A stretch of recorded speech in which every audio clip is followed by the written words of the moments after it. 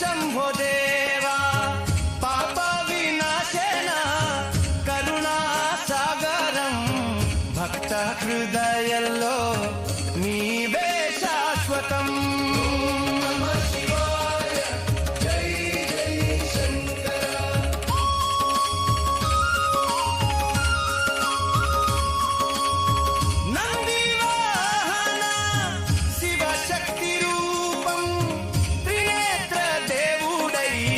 जगति संरक्षणम्